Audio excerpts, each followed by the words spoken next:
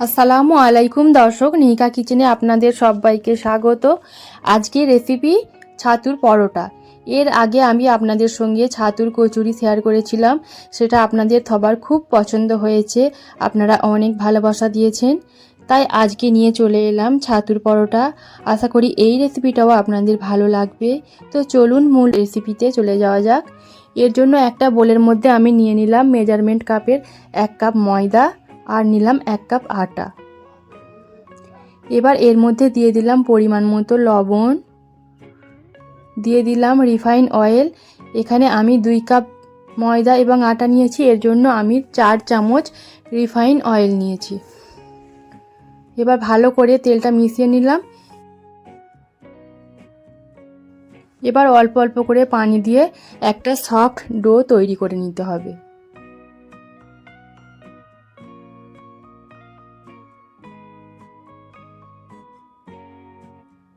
তো ডোটা আমি মেখে নিয়েছি। উপর থেকে কিছুটা রিফাইন অয়েল দিয়ে দিলাম আর একটা ঢাকনা দিয়ে এটা 10 মিনিটের জন্য রেস্টে রেখে দেব। ততক্ষণ আমি পুরটা বানিয়ে নেব। এর জন্য নিয়ে নিলাম ছোলার ছাতু, নিলাম কাঁচা লঙ্কা বাটা, আদা বাটা, এখানে দিয়েছি কালো জিরে হাফ চামচ আর দিলাম জোয়ান হাফ চামচ। জোয়ানটা দিলে খুব ভালো হজম হয়।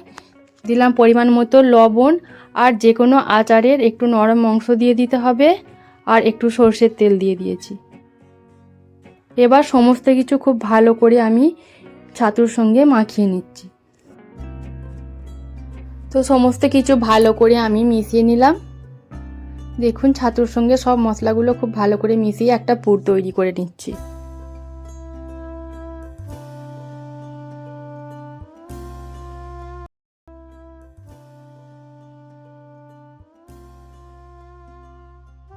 এবার এদিকে ডোটা আমি 10 মিনিট রেস্টে রেখেছিলাম। তো 10 মিনিট পর দেখুন এটা আরও সফট হয়ে গেছে আর আমি হাতে করে একটু ভালোভাবে দলে নিচ্ছি।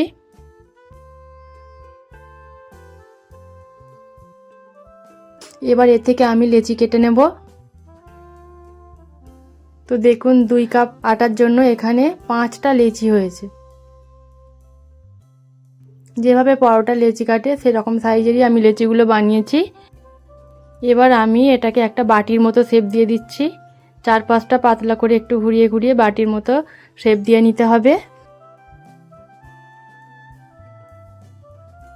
আর তারপরে এর মধ্যে ছাতুর যেই পুরটা আমি বানিয়েছিলাম সেই পুরটা দিয়ে দিচ্ছি।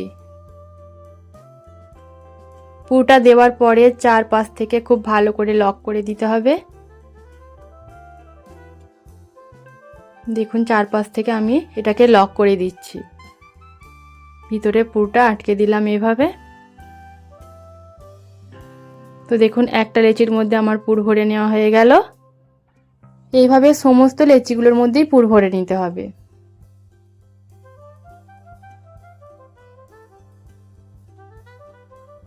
তো আমি আবারও একটা দেখিয়ে দিচ্ছি। আর বন্ধুরা, যদি আপনাদের ভিডিওটা ভালো লাগে আমাকে কিন্তু কমেন্টে জানাতে ভুলবেন না।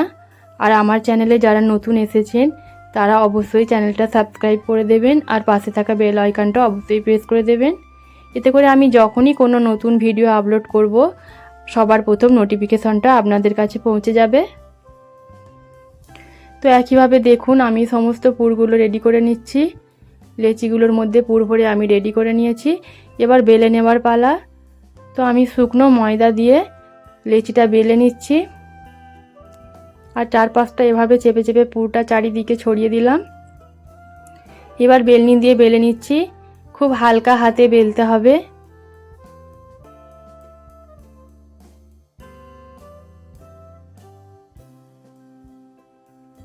হালকা হাতে এগুলো বেলে নিতে হবে। দেখুন একটা পরোটা বেলা হয়ে গেছে।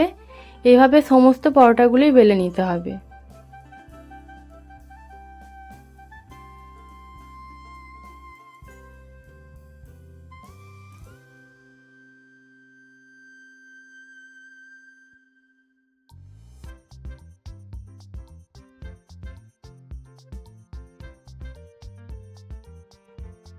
তো দেখুন সমস্ত পরোটাগুলো আমি একইভাবে বেলে নিলাম। এবার সেঁকে নেব।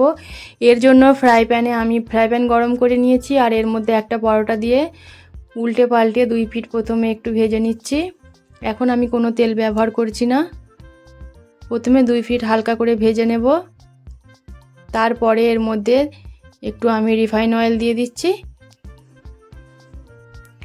দিয়ে খুব সুন্দর করে 2 পিঠ ভেজে নিতে হবে। আর দেখুন পরোটাগুলো কত সুন্দরভাবে ফুলে উঠছে। প্রত্যেকটা পরোটা কিন্তু খুব সুন্দরভাবে ফুলে উঠেছিল, আপনারা দেখলেই বুঝতে পারবেন। একেবারে ফুলকো আর নরম তুলতুলে এই ছাতুর পরোটা আপনারা অবশ্যই একবার ট্রাই করে দেখবেন, আপনাদের খেতে খুব ভালো লাগবে।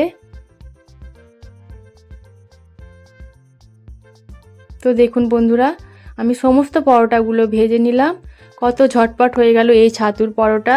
আশা করি আপনাদের ভালো লেগেছে। ভালো লাগলে লাইক কমেন্ট শেয়ার করতে ভুলবেন না। আমার চ্যানেলে যারা নতুন এসেছেন চ্যানেলটা সাবস্ক্রাইব করে দেবেন। আর আপনারা যদি কোনো নতুন রেসিপি দেখতে চান তাহলে আমাকে কমেন্টে জানাবেন, আমি আপনাদের দেখানোর চেষ্টা করব। সবাই খুব ভালো থাকবেন, সুস্থ থাকবেন।